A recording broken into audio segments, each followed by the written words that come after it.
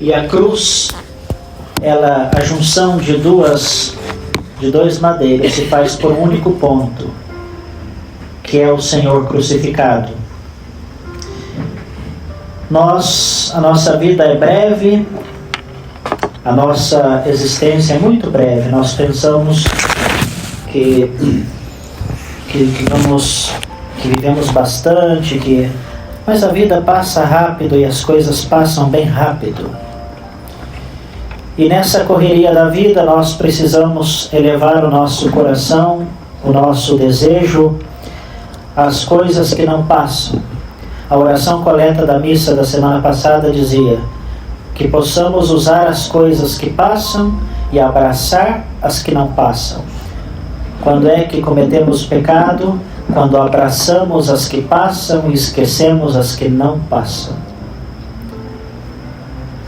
O Salmo 89. Assim reza e assim nos convida a elevar o coração. Rezar com os salmos. Os salmos refletem a nossa vida. Ou melhor, a nossa vida é um contínuo brotar da palavra de Deus com os salmos.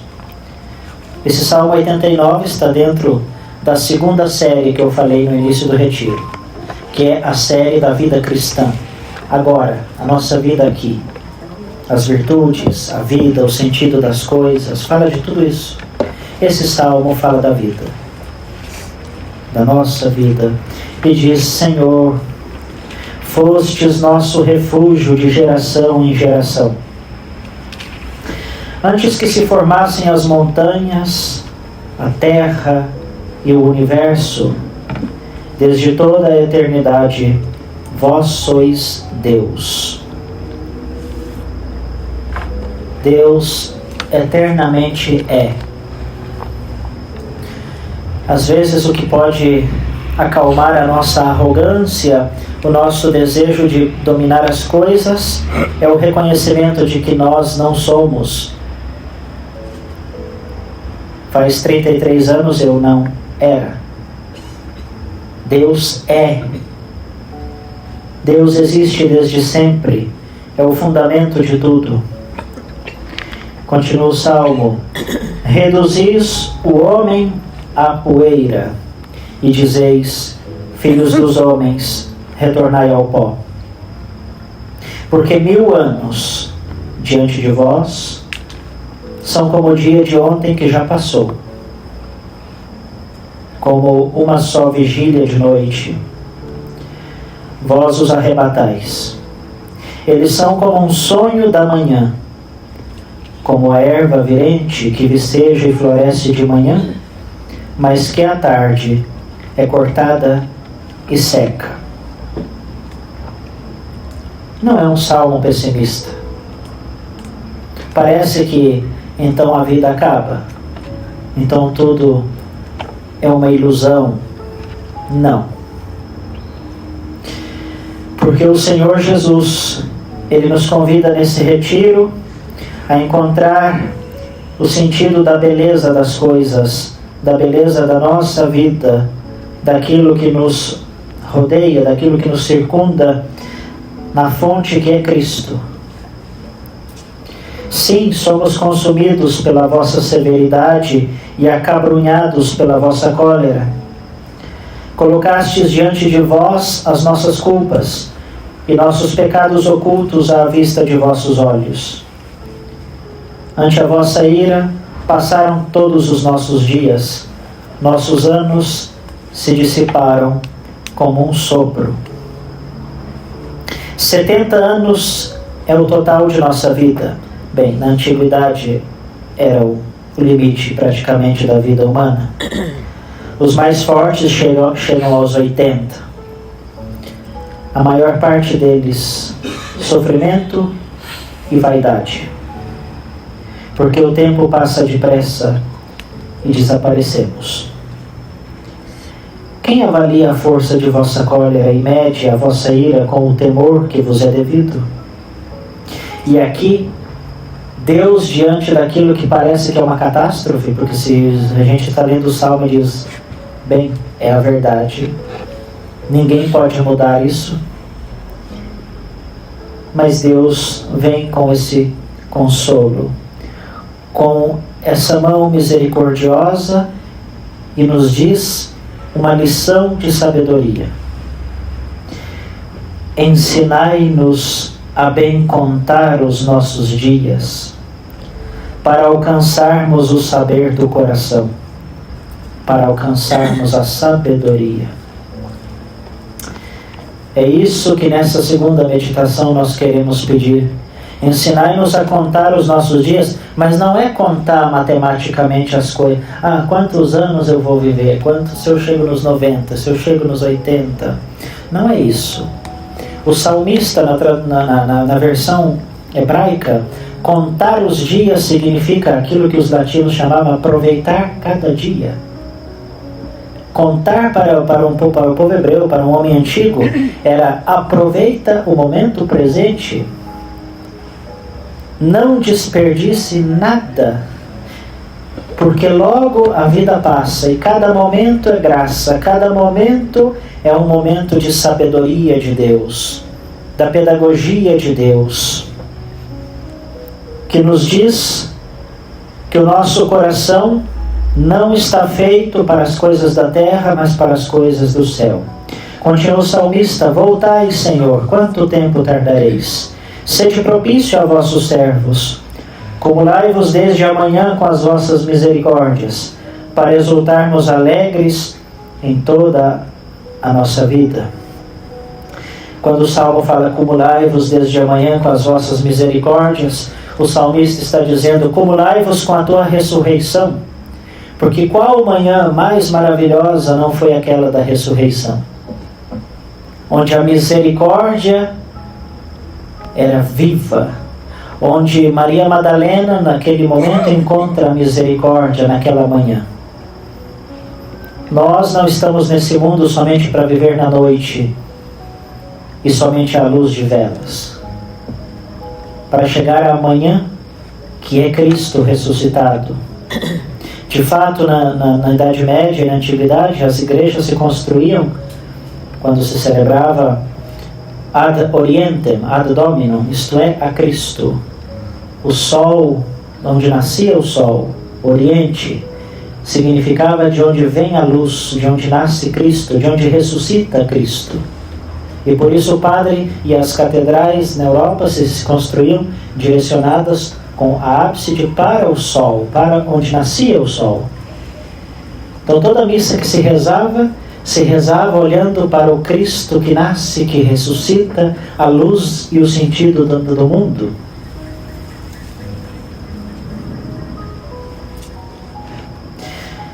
Consolai-nos tantos dias quanto nos afligistes, tantos anos quantos nós sofremos. Manifestai vossa obra aos vossos servidores, e a vossa glória aos vossos filhos. Que o beneplácito do Senhor nosso Deus repouse sobre nós. Favorecei as obras de nossas mãos. É o salmista que nos convida então a confiar que tudo que nós fizermos está tocado por Deus. Se na meditação passada eu falei que as nossas obras, aquilo que o jovem rico queria fazer, o que eu posso fazer para alcançar a vida eterna, também faltava nele isso, que Senhor, favorecei as obras das nossas mãos. Tudo que nós fizermos esteja abençoado pela presença, pela proteção do Senhor. Fazei prosperar o trabalho das nossas mãos. E como eu faço prosperar o trabalho das nossas mãos? Reconhecendo o sentido das coisas, o significado dos nossos esforços. Quando se construíam as catedrais góticas na Idade Média, na Europa, conta uma história que passou por aí uma pessoa e perguntava aos que estavam construindo a catedral: o que você está fazendo? E um meio... eu estou construindo, aqui eu estou carregando pedras. Falou: eu só estou carregando essas pedras. E já estava cansado. Passa o outro: e você que está fazendo? Eu estou levando o pão para casa, porque eu tenho que trabalhar. E você que está fazendo? Eu estou aqui cortando essas pedras para levantar, para fazer esse edifício, etc. e perguntou para um outro: e o que você está fazendo? Eu estou construindo uma catedral. Todos estavam fazendo praticamente a mesma coisa, mas só um reconheceu o que estava fazendo de verdade: construindo uma catedral. É isso que nós precisamos reconhecer na nossa vida. Quando nós fizermos as coisas, não ficar na imediatez, naquilo que custa. Isso é difícil. Mas isso... Não, eu estou construindo uma catedral.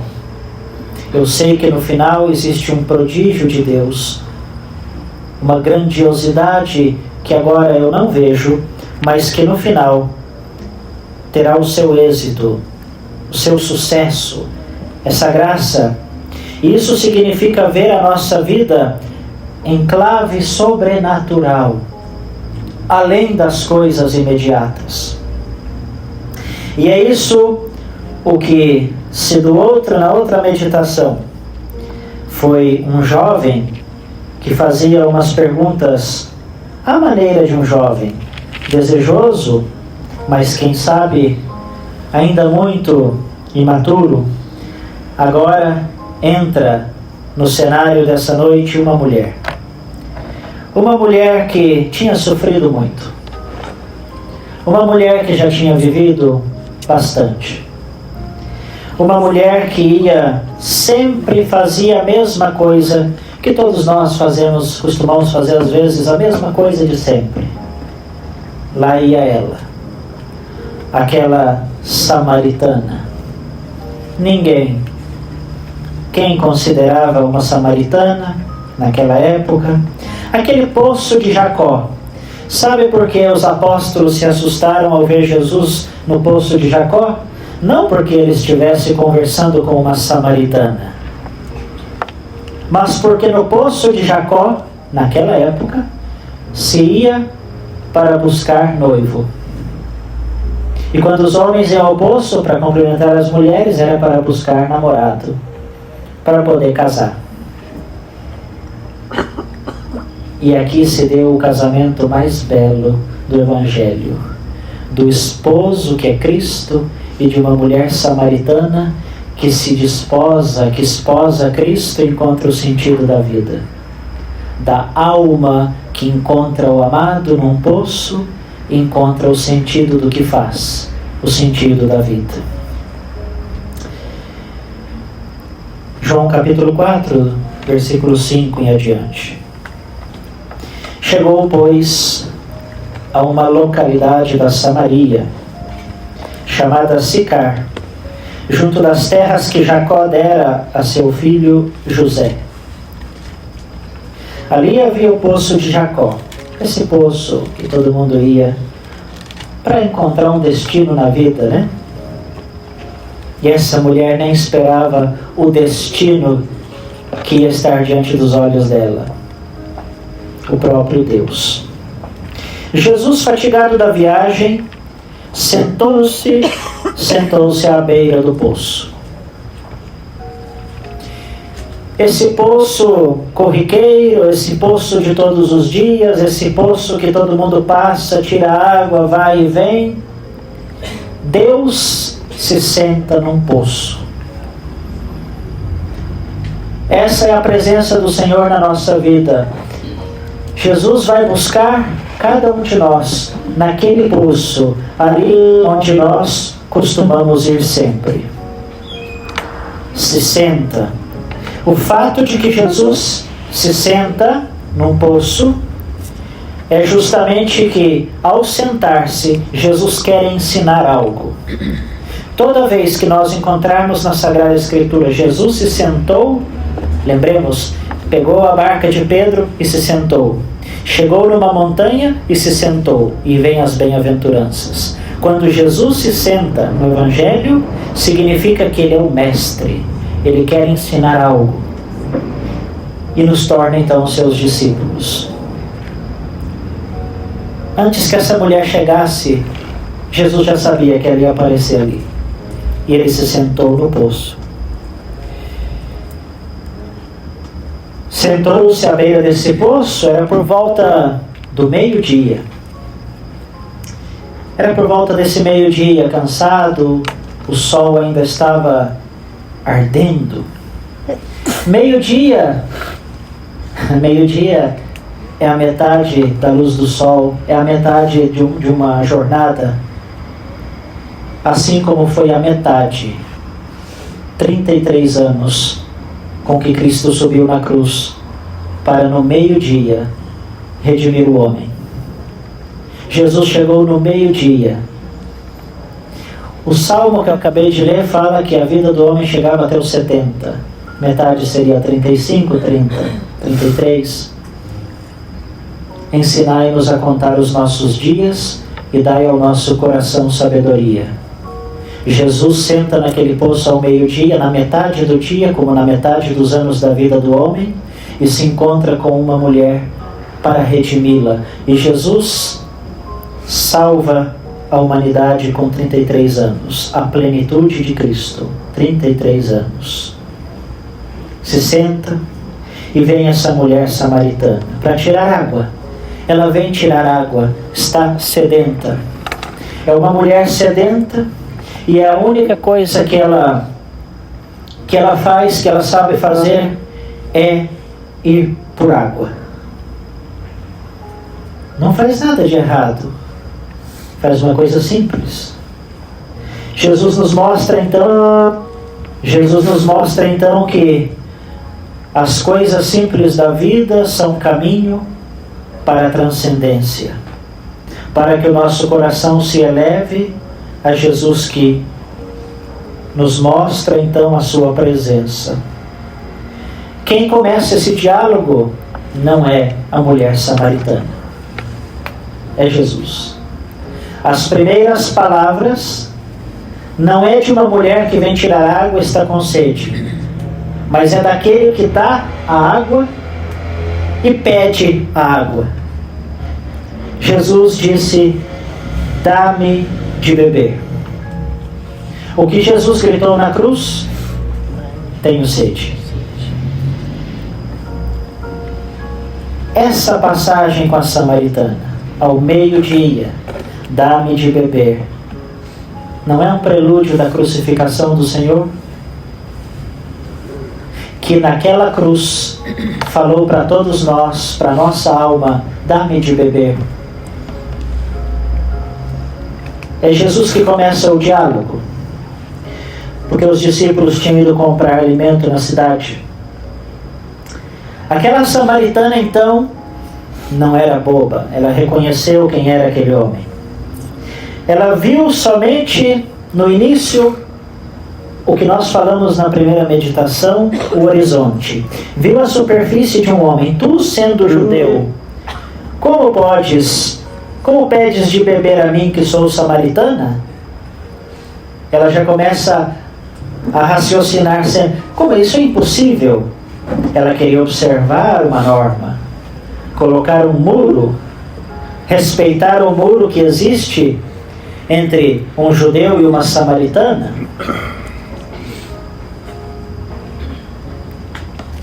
Essa mulher quer cumprir a norma também. Ela gosta da norma, ela não quer entrar em diálogo com esse sujeito judeu e ademais me pede de beber.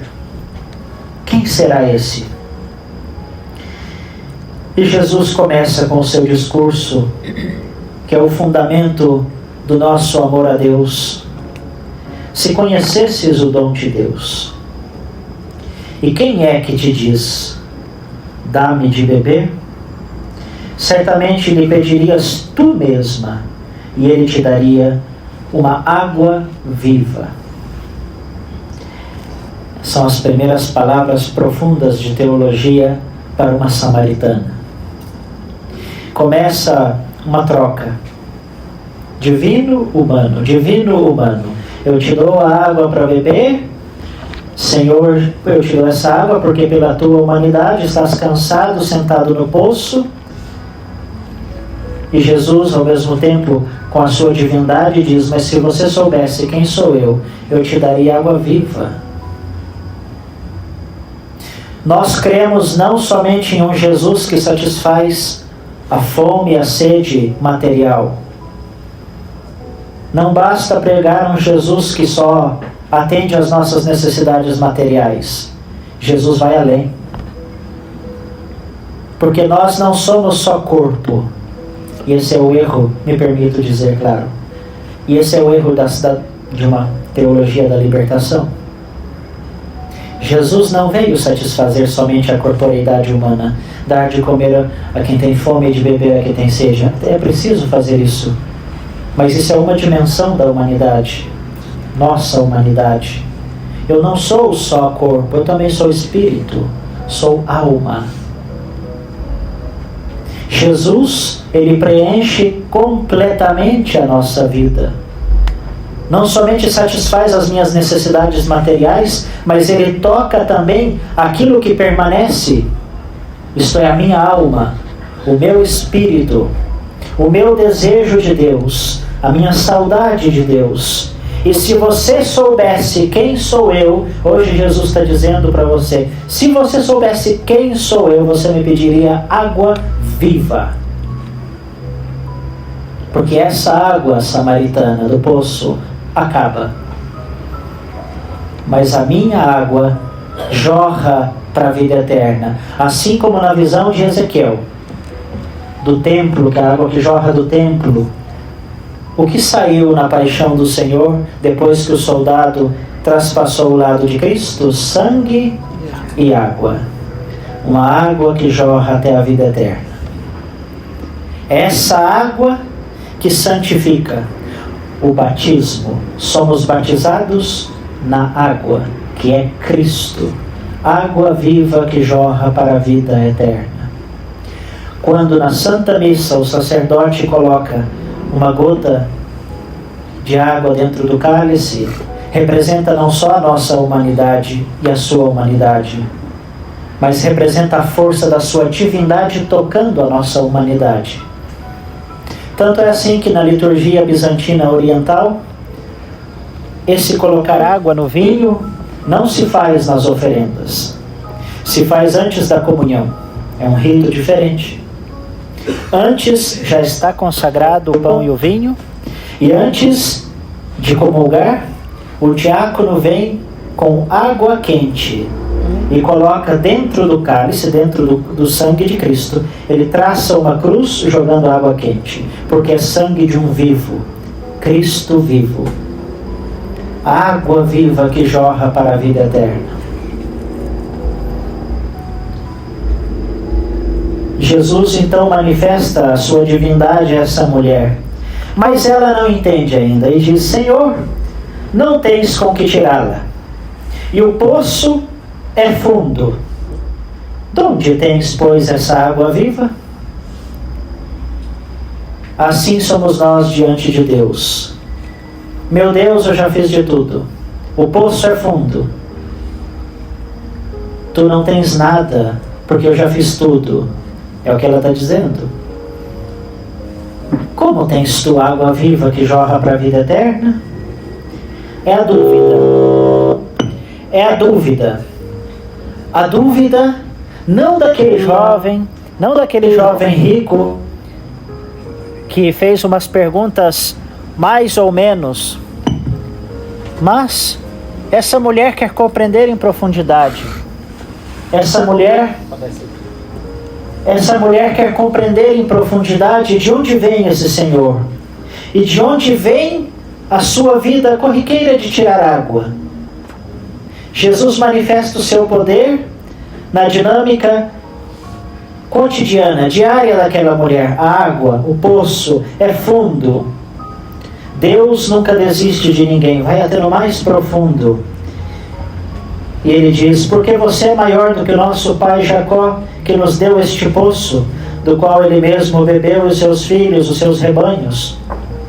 Começa ela a indagar: mas como você pode ser maior, fazer isso? Ela quer compreender não somente a água, não somente aquilo que é, o que ela precisa para viver. Essa mulher samaritana, diferente do jovem rico, ela quer saber. Tem que parar um pouquinho, só para desligar e se ligar.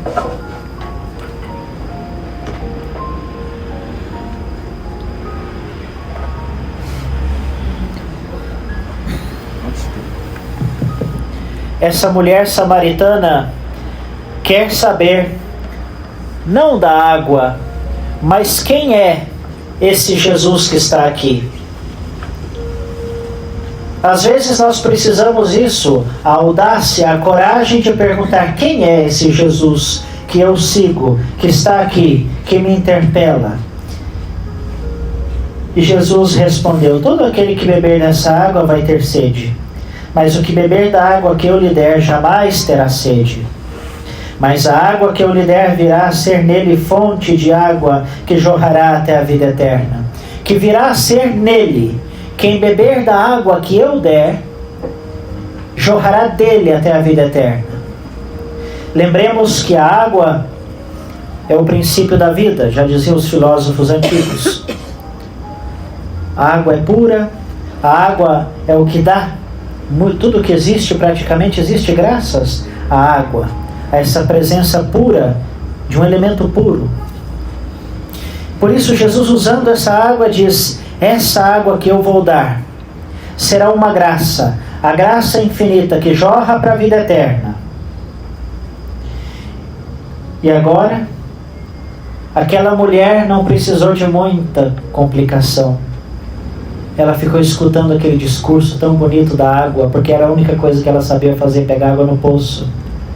E ela falou: isso está bonito demais. Essa divindade de Deus toca a minha existência, a minha água, o meu poço, aquilo que eu faço. E ela diz: Senhor, dá-me sempre então dessa água, para já não ter sede, nem vir aqui tirá-la. Essa mulher não queria ficar naquele vai e vem. Queria sair daquela situação sempre horizontal.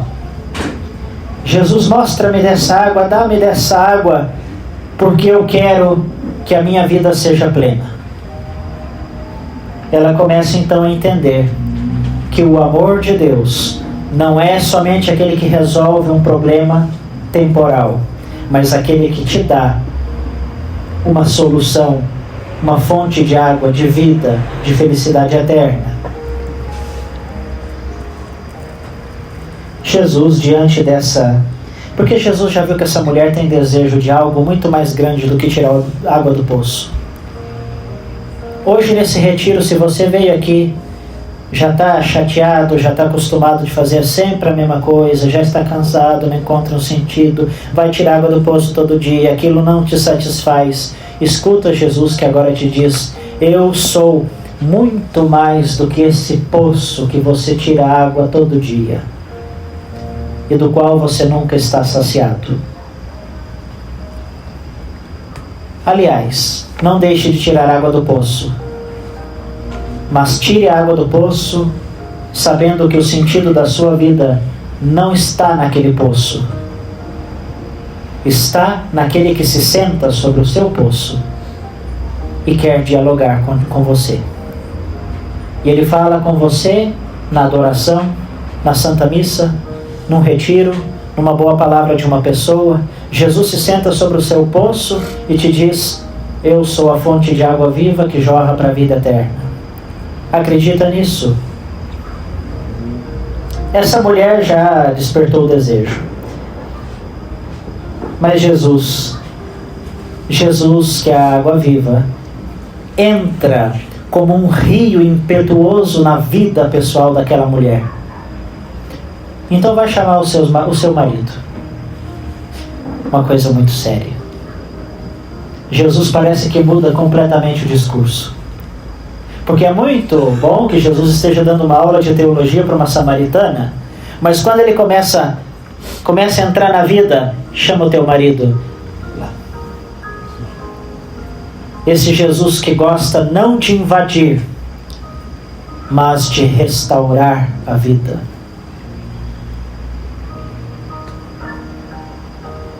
Vai chamar o teu marido e vem aqui. A mulher respondeu: não tenho marido. Olhem a autenticidade dessa samaritana.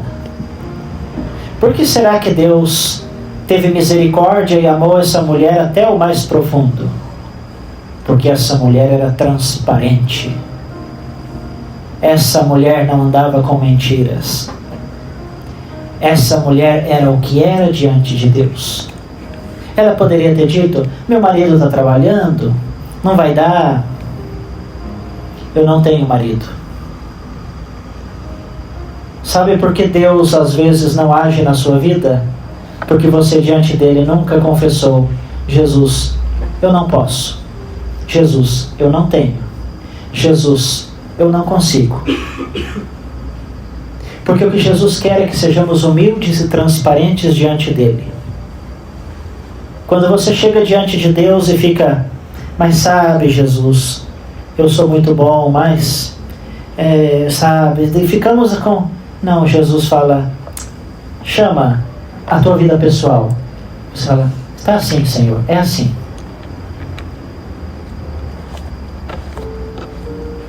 Eu não tenho marido, essa mulher diz. E Jesus diz: tens razão em dizer que não tens marido. Jesus elogia a sinceridade dessa mulher. É Deus dando razão ao homem. Onde já se viu que Deus dá razão ao homem? Quando o homem é transparente aos olhos de Deus. É verdade, você não tem marido, disse Jesus. Tiveste 5 maridos, e o que agora tens não é teu. Nisto disseste a verdade. Mas ela não disse que tinha 5 maridos. E nem disse que o que ela tinha agora não era o marido dela. E Jesus conclui: nisto disseste a verdade. Mas ela não disse isso, ela disse que não tinha marido. Isto é, Jesus, quando você abre o seu coração, se coloca como que você é na presença do Senhor, Jesus já diz: você é isso. Aos meus olhos você está assim. E nisto você é verdadeiro. Nisto. Porque você é simples, é autêntico aos meus olhos. Você não tem que ser e viver dependendo da opinião dos outros. Você não está condicionado pelo que os outros falam de você, pelo que os outros pensam de você. Você tem que ser autêntico, transparente aos olhos desse mestre sentado no teu poço. E ele vai dizer para você: nisso você tem razão. E aquilo que você nem confessou, você esqueceu, faz tanto tempo, mas Senhor, eu estou aqui. Jesus disse: aconteceu isso, isso, isso, e nisso você tem razão. Não porque você fez isso, mas porque aos meus pés vale, você é precioso. Porque a tua autenticidade, o teu coração está aqui aos meus pés. Essa mulher está nos ensinando a viver a vida espiritual de forma transparente, autêntica. Porque viver a vida de oração e a vida de Deus é andar com transparência. O que não é fácil. Dezembro passado, eu estive em Valência, na Espanha, 4 dias com umas freirinhas clarissas de claustro. E celebrei missa, no 3º dia confessei todas. Eram 8 freiras. 7 do Haiti, falavam francês, meio francês, espanhol, algumas, não falavam espanhol. E uma espanhola, de 92 anos. Firme. Tinha mais vigor que as jovens. 3º dia, a superiora fala: padre, todas querem confessar com o senhor. Falei: tá bom. Das 6 horas eu desço e vão passando. Porque tem a grade, né? Elas não podem sair, eu fiquei do outro lado. E passa uma, passa outra. E chega a velhinha de 92 anos. Não, confessa, vai. Depois, outro dia, vou me despedir. E a velhinha na frente de todas, a superiora ali. E eu falo: irmã, muito obrigado pelo seu testemunho de vida. Ela entrou no claustro com 15 anos de idade. E desde os 15 anos nunca saiu dali. Vida contemplativa. E eu dizendo: irmã, obrigado pelo seu testemunho, reze pelos padres, nós precisamos da sua oração, de vocês. Tá? E eu falando, E ela, não, padre, não, o povo vem aqui na capela, acha que eu sou santa, todo mundo me olha. Eu sou uma pecadora, padre. Eu durmo na oração, de manhã eu custo levantar, essa aqui eu brigo com ela, essas aqui não me aguentam mais. Começou a contar todos os pecados lá no meio das irmãs, no meio da comunidade. E todo mundo rindo, né? Rindo. Eu deixei ela falar. E no final eu falei, bem, irmã, é verdade. Nisto disseste a verdade, né? E falei para ela, e falei para todas, isso é santidade. Vocês querem saber como ser santas? Falei para elas. Isso é santidade. 93 anos. Não é uma pessoa arrogante que fala, eu já cheguei, eu já consegui, eu sou santa, porque eu levo uma vida de oração no claustro. Isso é santidade. Essa é a samaritana que se deixa conquistar por Deus. Aprendam. Por isso, quando nós experimentarmos na vida, ai, padre, que Deus me escuta, ai, que eu durmo no terço, ai, que eu... Não se preocupe, 93 anos, uma freira de clausura. E essa humildade profunda de reconhecer que é o Jesus que vai transformando a vida. Jesus fala, nisso disseste a verdade. E ela confessa, Senhor, vejo que és um profeta. Não diz que é Deus, é um profeta, porque está dizendo o que eu fiz. Nossos pais adoraram neste monte, mas vós dizeis que é em Jerusalém que se deve adorar. Essa mulher sabe o que é adorar. O jovem rico, eu quero fazer, o que eu faço, quanto é que paga para entrar no paraíso? Essa mulher sabe da coisa de Deus. Ela não tem estudo, ela é uma samaritana, ela tira água do poço, ninguém olha para ela. Talvez ela foi muitas vezes ali, encontrou 5 maridos, o que você estava quase separando do 5º. Uma pobre mulher. Mas essa mulher, quando coloca essa palavra, adoração, essa mulher conhece a vida de Deus. Essa mulher sabe que sem adoração o homem não vive, porque o homem que não se ajoelha diante de Deus termina por se ajoelhar diante de qualquer ídolo. E a história está cheia de exemplos. Quando o homem não se ajoelha diante de Deus, se ajoelha diante de ídolos. Dinheiro, poder. E coloquem o ídolo que vocês conhecem. Essa mulher sabe o que é adorar. Adorar é estar diante do Senhor. Adorar é estar ali e fazer 1000 jaculatórias. Não. Essa mulher adorou o Senhor simplesmente dialogando com Ele. De 5 maridos, a minha vida é assim.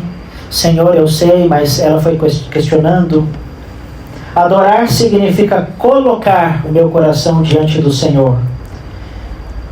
Mas não vão adorar aqui nem em Jerusalém. E Jesus respondeu para ela, mulher. No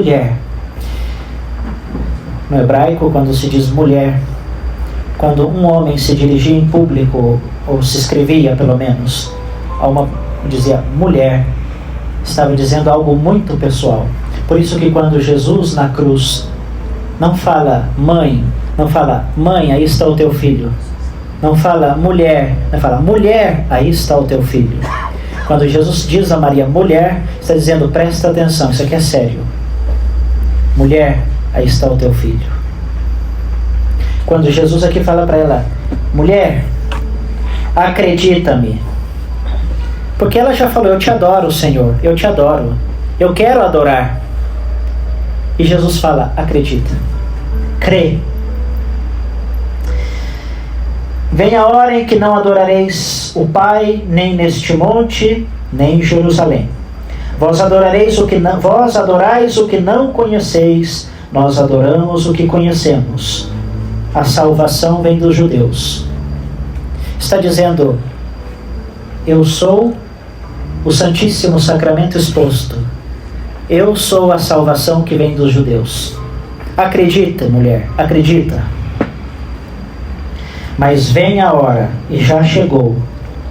Vem a hora e já chegou. É essa tensão que nós vivemos. Por que Deus não me responde rápido? Vem a hora, já chegou. É um já e ainda não. Ah, mas padre, quando que vai acabar com o sofrimento? Quando que tudo vai ser, eu vou ver tudo claro? Quando nós passarmos a outra vida e vermos Deus cara a cara. Aqui é já e ainda não. Porque é o que eu falei na primeira meditação. Se acabar o desejo de voltar à fonte, isto é, de voltar ao poço que é Deus, terminará o nosso desejo, terminará a nossa sede. Quando você tiver sede de Deus, não se assuste. É Deus que permite para que você volte à fonte. Mas volte à fonte. Aceite esse judeu que senta no teu poço e te diz, e entra na tua vida pessoal, como entrou nessa mulher, diz, chama o teu marido, conte-me a tua vida, a adoração. Vem a hora, já chegou, que os verdadeiros adoradores vão te adorar o Pai em espírito e em verdade. A verdadeira adoração, então, que o Pai deseja, é essa do espírito e da verdade. Isto é, a presença de Cristo diante dessa mulher é quase o ostensório. Ali, onde nós unimos o nosso desejo de Deus a esse ostensório, onde o Senhor está exposto. Ali o Espírito e a verdade se unem. De fato, como termina o Apocalipse? Como termina a Sagrada Escritura? O Espírito e a esposa gritam, Maranatha, vem Senhor Jesus. O Espírito e a esposa que nasce, eu expliquei outro dia, a esposa que nasce do lado de Cristo, que é o esposo, é a igreja nasce com sacramentos, água e sangue e água, a Eucaristia. Aqui Jesus fala, adorarão em espírito e verdade, adorarão Deus, portanto, na igreja. Espírito e esposa gritam, vem Senhor Jesus. Hoje a igreja aqui, nós, essa porção da igreja, do corpo místico de Cristo, estamos unidos aqui, estamos exclamando no Espírito, Maranatha, vem Senhor Jesus, e vem Espírito. Nós estamos adorando em Espírito e verdade, na verdade da sua esposa, que é a igreja. Deus é Espírito, e os seus adoradores devem adorá-lo em Espírito e verdade. Ela continua, eu sei que deve vir o Cristo, quando ela sabe, ela é uma pessoa sensata, não tem teologia, mas ela é sensata, é dessas mulheres práticas, eu sei, já escutei isso. Quando pois vier, ele nos fará conhecer essas coisas. E Jesus já sabe que essa mulher está preparada, que essa pessoa simples tem o sentido transcendente, que ela sabe que existe Deus, ela sabe que precisa adorar. E Jesus somente fala para ela, sou eu. Esse sou eu, em São João sobretudo, é muito profundo. É o mesmo sou eu que Jesus fala quando Judas chega no jardim de noite para prender Jesus. Quem buscais? Jesus de Nazaré. E Jesus dá um passo adiante e fala, sou eu. Essa mulher queria adorá-lo, Judas queria matá-lo. Sou eu sou. O que Moisés recebeu como resposta no Êxodo capítulo 3, versículo 14, Jesus, eu tenho que ir com o faraó. O que eu falo para ele? Quem você é? Eu sou. Jesus é o fundamento do ser, da vida, da existência. Sem ele, nós não somos. Essa mulher vai encontrar o alicerce da sua existência nessa simples palavra, sou eu, que fala contigo. Hoje nesse retiro o Senhor também quer falar para você, sou eu, que fala contigo. Jesus, quem é o fundamento da minha vida, o alicerce de tudo? Sou eu, que agora quero falar contigo. Não é você que veio me explicar aqui Jesus está dizendo para você, não é você que veio aqui me explicar a teologia, quem é a transcendência, sou eu que fala contigo, escuta. Eu vou revelar a você quem você é. Chegaram os discípulos. Essa cena estava tão bonita. Começou num poço, parece que subiu até Jerusalém do céu. Porque essa mulher já estava adorando aquele que é. Sabe quando a gente está conversando, escutando, eu sobretudo tinha alguns professores, sobretudo de teologia, que começavam a falar as coisas, você passava o tempo, você ia, se elevava, nem parecia que estava em outro mundo. Assim estava Jesus e essa mulher, os dois ali. A esposa e o esposo, a alma e Cristo. De repente chegam os discípulos. E agora eles descem à terra. Os dois olham. E os discípulos chegam, maravilharam-se de que estivesse falando com uma mulher. Não porque fosse samaritana, mas porque era uma mulher. O mestre, o que acontece? Ninguém perguntou, que perguntas? Ou o que falas com ela? Os discípulos se maravilharam, mas ninguém ousou perguntar o que ele estava conversando com uma mulher. A mulher deixou o seu cântaro. Essa mulher se sentiu invadida um pouco. Às vezes nós queremos, mais que ajudar, nós atrapalhamos a vida espiritual de muita gente. A pessoa está ali no seu ritmo, no seu caminho, e a gente chega, se intromete, e essa pessoa se sente coibida e não dá o passo que precisa dar. Esses discípulos poderiam ter ficado de longe, esperar terminar aquele diálogo, mas não entendiam ainda muita coisa. Essa mulher foi para a cidade e começou a gritar, vinde ver de um homem que me contou tudo o que eu fiz. Para ela era um profeta. Não seria ele, porventura, o Cristo?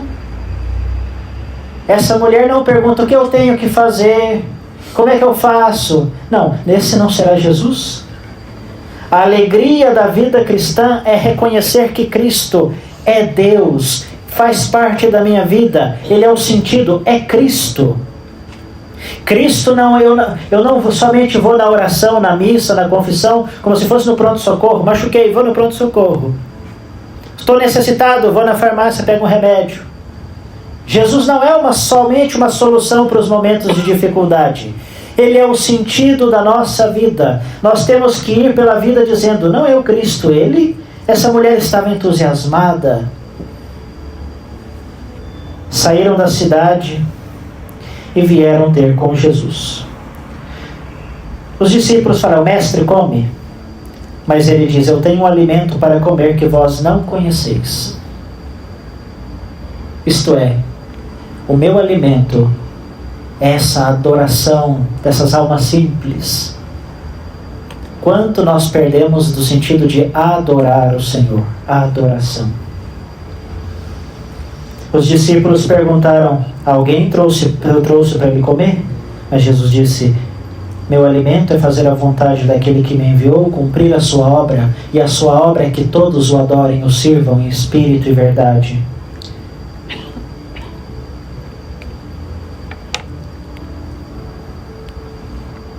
Mais adiante ele continua, não dizeis vós que ainda há 4 meses e vem a colheita?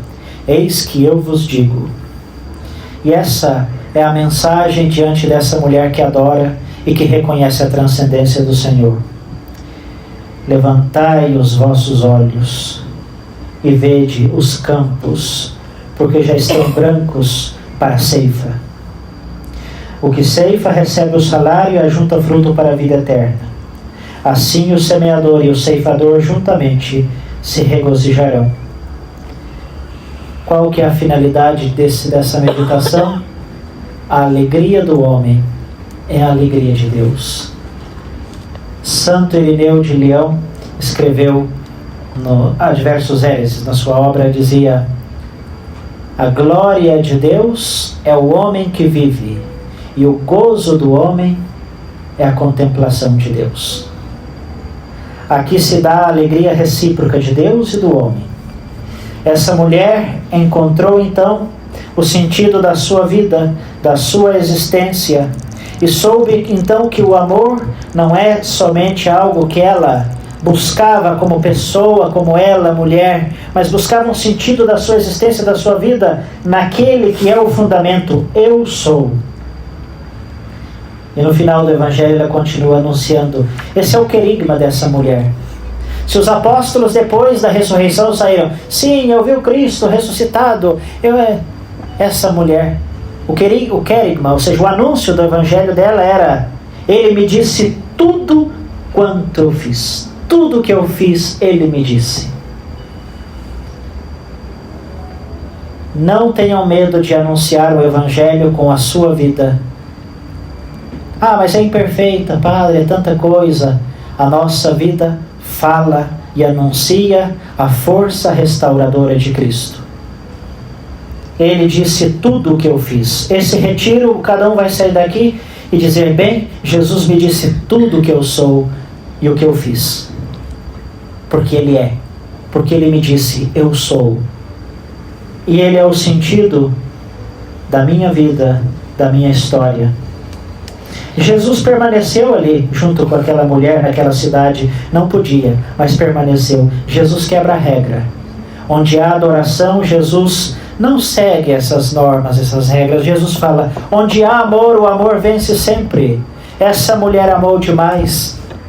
Essa mulher já está cansada de viver de marido em marido, de esposo em esposo. Essa mulher precisa um só amor. O meu amor, eu sou o esposo eterno da alma de cada ser humano. Jesus sabia que essa mulher queria evitar 3 figuras geométricas nefastas que nós muitas vezes praticamos: círculos viciosos, mentes quadradas, triângulos amorosos. Círculos viciosos, voltar no poço, tirar água, a mesma coisa, já não tem sentido. Mentes quadradas, mas a salvação não está aqui nem em Jerusalém. A regra é assim, não pensa, não vem com outro discurso que eu não aceito. Eu sempre fiz assim na minha vida. Mentes quadradas. Triângulos amorosos. Amo a Deus, mas amo também os prazeres do mundo. Estou entre 3 amores. E Jesus quebra com todas as figuras geométricas da samaritana para dizer, eu sou, caminha na minha existência, na minha força, na força da minha palavra. Hoje você está convidado, como essa samaritana, a encontrar a transcendência da sua vida, quebrando esses círculos viciosos, essas mentes, ideias quadriculadas, quadradas que você tem, esses triângulos amorosos que quebram o seu coração. Ame um só Senhor, viva para o Senhor da vida, porque Ele te quer vivo. Beba da água viva que jorra para a vida eterna. Não fique de cisterna em cisterna. Abandone tudo isso que te faz prisioneiro, que te faz viver sempre nesse vício. Porque o Senhor hoje sentou no teu poço, tocou a tua vida e quer te mostrar agora a verdadeira adoração. E olha só como é a força dessa mulher que ama de verdade. Todos os samaritanos diziam, já não é por causa da tua declaração que cremos, mas nós mesmos ouvimos e sabemos ser este verdadeiramente o Salvador do mundo. Jesus entrando na cidade de Samaria, ali onde não podia entrar, mostrou a sua glória, mostrou a fonte da nossa adoração, o sentido da nossa vida. Deixa Jesus entrar na tua Samaria, ali onde você não quer que Deus entre, para que Ele possa resplandecer e ser adorado como Ele merece e com o que Ele é. O fundamento, a fonte da água viva que jorra para a vida eterna.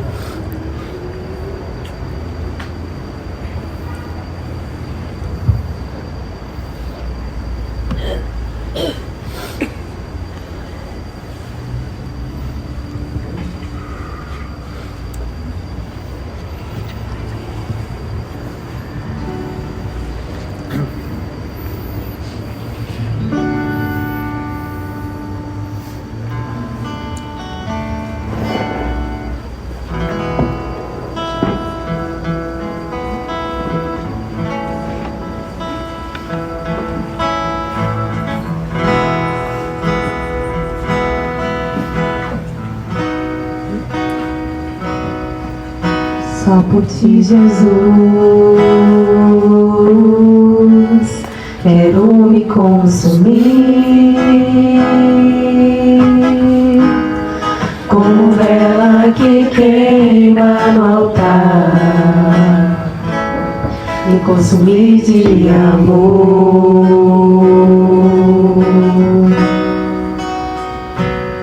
Só em ti,